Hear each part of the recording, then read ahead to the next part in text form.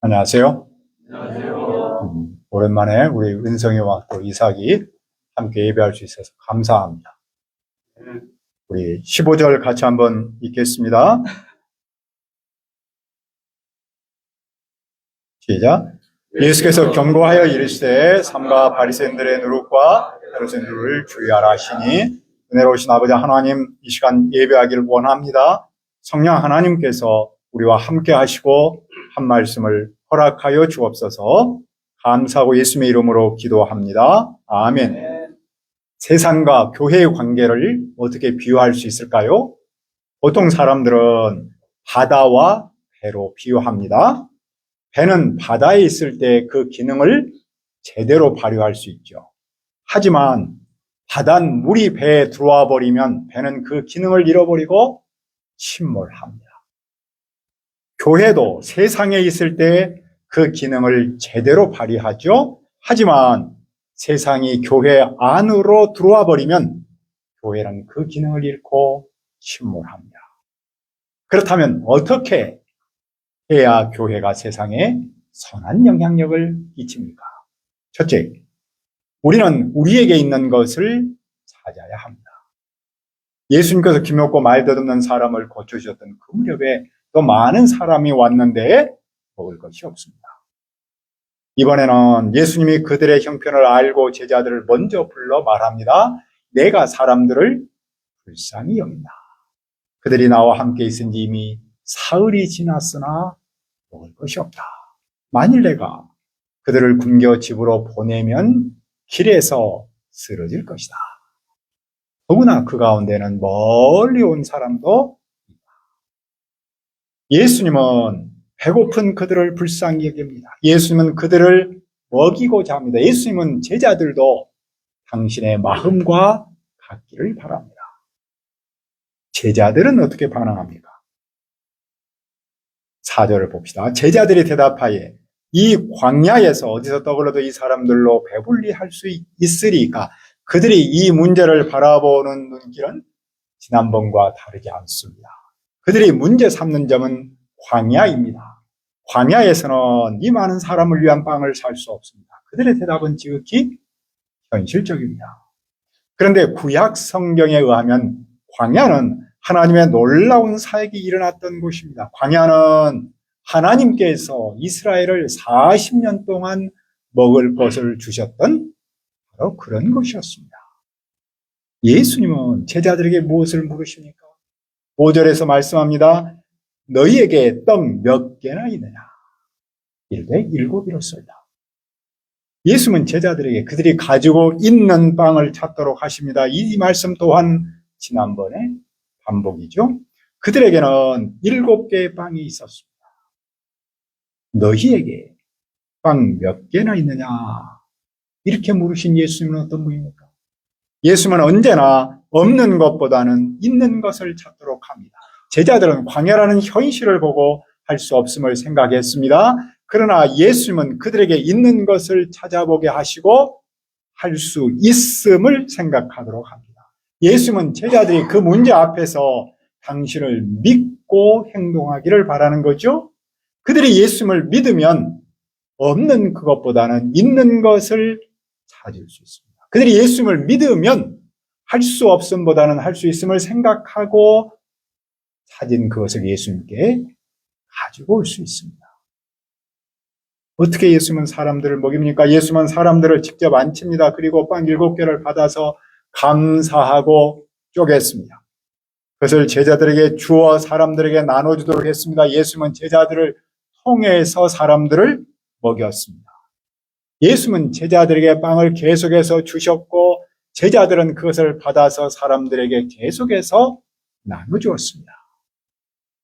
또 작은 생선 2마리가 있습니다. 예수님은 그것도 축복하셔서 나눠주도록 하셨습니다. 그 결과는 무엇입니까? 많은 사람이 먹었고 배불렀습니다. 남은 조각 7 광주리를 거두었습니다. 광주리는 앞에서 나왔던 바구니와는 다릅니다. 광주리는 한 사람이 들어갈 정도로 부피가 아주 컸습니다. 사도 바울은 광주리를 타고 도망쳤다고 했죠. 그러니까 7광주리의 양이 12바구니의 양보다 훨씬 많았어요.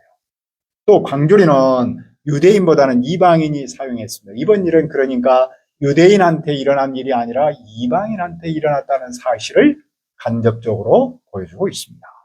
사람은 약 4,000명입니다. 예수님은 그들을 흩어 보내셨습니다. 즉시 예수님은 제자들과 함께 배에 올라서 달마누아 지방으로 가셨습니다. 예수님은 제자들에게 있는 그것을 찾도록 하셨고 그것을 받으시고 축복하셔서 사람들을 풍성하게 먹였습니다. 이 예수님은 사람의 영혼은 물론이고 육신까지 먹이십니다. 어떻게 우리는 이 예수님을 실제 삶에서 체험할 수 있습니까? 둘째, 우리는 세상의 불신을 주의해야 합니다. 바리새인들이 예수님께 왔습니다. 그들은 예수님에게 시비를 걸며 시험하느라고 하늘로부터 오는 표적을 요구하기 시작했습니다. 하늘로부터 오는 표적은 예수님이 하나님이시라는 표적이죠. 그들은 하늘로서 오는 표적을 여러 번 보았는데도 믿지 않습니다. 그들은 다른 표적을 요구만 했습니다. 예수님은 그들에게 무엇이라고 말씀합니까? 예수님은 마음속으로 탄식하셨습니다. 예수님은 앞에서 귀먹고 말더듬 사람을 고칠 때 탄식하셨습니다. 예수님은 표적을 구하는 바리새인을 보면서 말 더듬고 귀먹은 그 사람과 같은 마음을 느꼈습니다. 답답했기 때문이죠. 그리고 예수님은 표적을 구하는 일을 바리새인에게만 한정하지 않고 그 시대 문제로 보십니다. 예수님은 그 세대에 표적을 주지 않습니다. 왜냐하면 그들은 표적을 보더라도 믿지 않기 때문입니다. 예수님을 믿지 않는 사람, 예수님을 믿지 않고자 하는 사람에게 예수님은 표적을 주지 않습니다. 그리고 예수님은 그들을 떠나 다시 배에 올라 건너편으로 가셨습니다. 예수님은 배를 타고 갈릴리 동쪽으로 오셨다가 또 다시 서쪽으로 가셨다가를 반복하고 있죠. 그때 제자들은 빵 가져오기를 잊었습니다. 그들은 양식을 충분하게 챙기지 못했습니다. 배에는 빵 한 개밖에 없습니다. 빵 한 개는 12 제자와 예수님이 먹기에는 턱없이 부족했습니다. 예수님은 그들에게 무엇을 경고합니까? 15절을 다시 한번 읽읍시다. 시작. 예수께서 경고하여 이르시되 삼가 바리새인의 누룩과 헤롯의 누룩을 주의하라 하시니, 누룩은 가죽 반죽을 부풀게 하는 이스트죠. 누룩은 적은 양으로도 빵을 아주 크게 부풀게 합니다. 누룩은 그만큼 영향이 크죠. 성경에서 누룩은 긍정적으로는 좋은 영향력을 말하고 부정적으로는 나쁜 영향력을 말합니다. 여기서는 당연히 나쁜 영향력입니다. 바리새인의 누룩, 즉 바리새인의 나쁜 영향력은 무엇입니까? 바리새인은 겉과 속이 다른 위선자의 삶을 살았다고 했습니다. 또 바리새인들은 예수님께서 하나님이시라는 표적을 많이 행했는데도 보고도 믿지 않았습니다. 그러니까 그들이 겉과 속이 다른 위선자의 삶을 사는 그 뿌리에는 예수님을 하나님의 아들 그리스도로 믿지 않은 믿음이 있었습니다. 따라서 그들의 나쁜 영향력은 예수님을 하나님으로 믿지 않는 겁니다. 헤롯의 누룩, 즉 헤롯의 나쁜 영향력은 무엇입니까? 그는 세례 요한이 의로운 선자임을 알고도 자기의 체면과 권력을 위해서 죽였습니다. 그는 의로운 삶보다도 세상 권력을 더 앞세웠습니다. 그가 그런 삶을 산 이유는 예수님의 소문을 듣고도 예수님을 믿지 않았기 때문입니다. 따라서 그의 나쁜 영향력도 사실은 예수님을 하나님으로 믿지 않는 겁니다. 바리새인은 종교 지도자였고 헤롯은 정치 지도자였습니다. 그들은 지도자로서 세상에 좋은 영향력을 끼쳐야 했습니다. 하지만 그들은 오히려 세상에 나쁜 영향력을 끼쳤습니다. 그 핵심에는 예수님을 하나님의 아들 그리스도로 믿지 않음이 있었습니다. 이런 두 지도자의 나쁜 영향력은 백성의 일은 물론이고 제자들에게까지 미치고 있었습니다. 그리하여 그 세대 전체가 불신에 빠졌습니다. 그 세대 전체가 예수님을 보고도 믿지 않는 표적이나 구하고 있었습니다. 제자들은 그 불신의 나쁜 영향력을 주의해야 합니다. 그러면 제자들이 빵을 한 개밖에 가져오지 못한 것과 바리새인의 누룩과 헤롯의 누룩을 주의하는 일과는 무슨 관계가 있습니까? 왜 빵을 한 개밖에 가져오지 않았다고 했는데 예수님이 이런 말씀을 하시는 겁니까? 제자들이 가져온 빵 한 개는 사람 수에 비해 턱없이 부족했던 것이 사실이죠. 그래서 그들은 다음 끼니를 걱정했습니다. 그 걱정은 상식적으로 보입니다. 하지만 예수님은 그들의 걱정을 빵의 적음이 아니라 믿음이 없는 문제로 보셨습니다. 만일 그들이 빵 5개로 5,000명을 먹이신 예수님을 믿는다면, 만일 그들이 빵 7개로 4,000명을 먹이신 예수님을 믿었다면 어땠을까요? 그들은 빵에 대해서 걱정하지 않았을 겁니다. 왜냐하면 예수님을 믿는 믿음으로 빵 한 개는 12 제자에게는 넘치는 양이었기 때문입니다. 왜 제자들은 믿음이 없었습니까? 그들이 바리새인의 나쁜 영향과 헤롯의 나쁜 영향을 받았기 때문입니다. 그들의 세상에 강력한 불신의 영향을 받았기 때문입니다. 그래서 그들은 예수님의 놀라운 사역을 체험했으면서도 예수님을 믿지 못하고 걱정했습니다. 그들의 걱정은 빵이 없어서가 아니라 예수님을 믿지 못하면서 왔습니다. 그들이 믿지 못하면 그 시대의 불신의 악한 영향 때문이었습니다. 그러므로 그들이 불신의 세상에서 믿음의 공동체로 자라려면 바로 이 불신의 누룩을 주의해야 합니다. 더 나아가서 불신의 세상에서 그들이 믿음의 선한 영향력을 끼치려면 종교 지도자들의 누룩과 정치 지도자의 누룩을 조심해야 합니다. 오늘 우리가 주의해야 할 종교 지도자들의 누룩과 정치 지도자의 누룩은 무엇입니까? 요즘 인터넷 공간에서 높은 인지도로 세상에 영향을 끼치는 사람이 늘고 있죠. 이런 사람을 인플루언서라고 부르죠. 영향을 끼치는 사람. 안타까운 점은 그 인플루언서 중에는 세상에 좋은 영향력을 끼치는 사람보다는 나쁜 영향력을 끼치는 사람이 많다는 데 있죠. 일부 종교 지도자들, 심지어 일부 기독교 지도자조차도 성경을 하나님의 말씀으로 믿지 않습니다. 그들은 예수님을 하나님의 아들 그리스도로 믿지 않습니다. 그들은 그 주장을 그럴듯한 신학적 이론으로 포장합니다. 또 일부 정치 지도자는 정의로운 사회보다는 권세를 앞세웁니다. 힘으로 내로남불을 정당화하고 합니다. 그런 그들은 성경의 가르침을 당연히 믿지 않겠죠. 그런 그들은 예수님을 그리스도로 믿지 않습니다. 그런데 안타까운 일은 이런 나쁜 영향이 사람 속에 파고든다는 겁니다. 더욱 안타까운 점은 이런 나쁜 영향이 교회까지 침투한다는 것이죠. 진정한 우리에게 인플루언서는 성경이고 예수님이고 성경 속에 나타난 많은 믿음의 영웅들이야. 그런데 오히려 세상에서 그런 이상한 인플루언서의 영향을 받고 있죠. 만일 우리가 이런 나쁜 영향을 받아서 성경을 하나님의 말씀으로 믿지 않고 예수님을 하나님으로 믿지 않으면 무슨 의미가 있습니까? 만일 우리가 올바름보다도 세상 권세를 앞세운다면 우리의 교회가 무슨 의미가 있겠습니까? 만일 우리가 세상 풍조대로 산다면 교회는 세상과 다르지 않고 우리는 세상 사람과 다르지 않을 겁니다. 그러므로 교회가 세상에서 교회답게 살려면 세상과 타협하지 않아야죠. 세상의 나쁜 영향을 주의해야 합니다. 어쩌면 교회가 교회다울수록 세상은 교회를 멀리할 수 있겠죠. 성도가 성도다울수록 세상은 성도를 차별할 수 있습니다.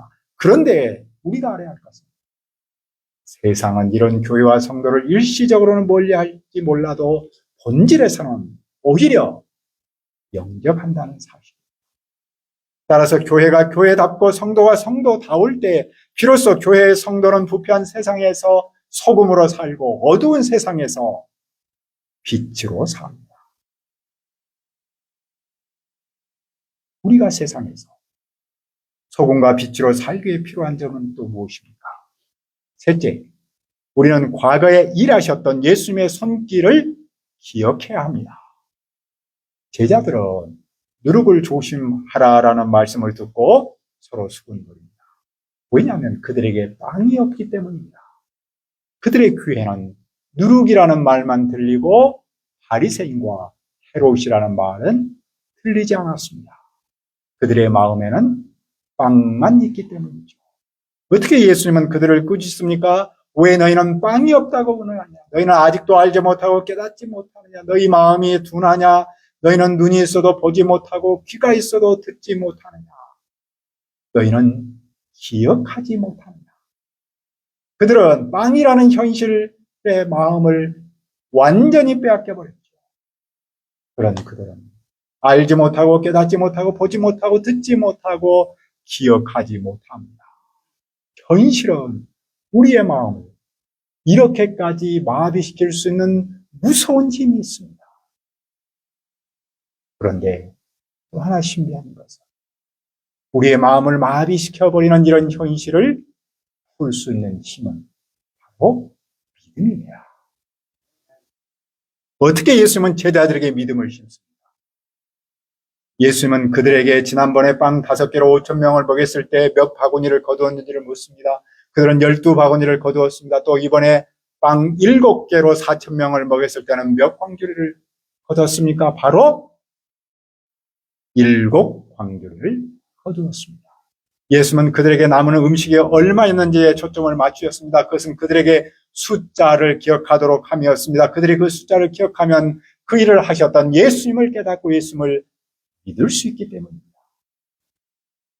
팩트 체크라는 말이 있죠. 많은 사람이 어떤 사건을 해석할 때 사실에 근거하지 않고 자기 생각에 근거하기 쉽습니다. 그러면 본질을 잊어버리고 비본질을 붙듭니다. 예수님은 제자들에게 과거에 있었던 사실을 구체적으로 확인하도록 하셨습니다. 예수님은 그 사실 확인을 통해서 그들이 현실이 아닌 믿음이 살아나기를 바라셨습니다. 예수님은 그들의 실제 삶에서 예수님을 하나님의 아들 그리스도로 믿기를 바라셨습니다. 어떻게 하면 우리가 또 우리 교회가 세상에 선한 영향력을 끼치는 삶을 살 수 있습니까? 나에게 없는 그것을 생각하기보다는 있는 그것을 찾아야 합니다. 우리는 세상의 불신 풍조를 조심해야 합니다.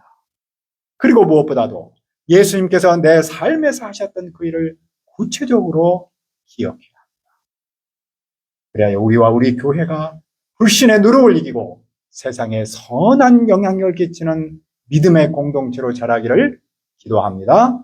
은혜로우신 아버지 하나님, 불신의 세상에서 우리와 교회가 세상에 선한 영향력을 끼치는 삶을 살도록 도와주옵소서. 이를 위해서 나에게 없는 것을 생각하기보다 있는 그것을 찾도록 도우시고 세상의 나쁜 영향인 불신을 조심하도록 인도하시고 예수님께서 내 삶에서 하셨던 그 일을 구체적으로 기억하도록 인도해 주옵소서. 그래야 우리와 우리의 교회가 불신을 이기고 세상에 선한 영향을 끼치는 공동체로 자라도록 축복하여 주옵소서. 감사하고 예수님의 이름으로 기도합니다. 아멘.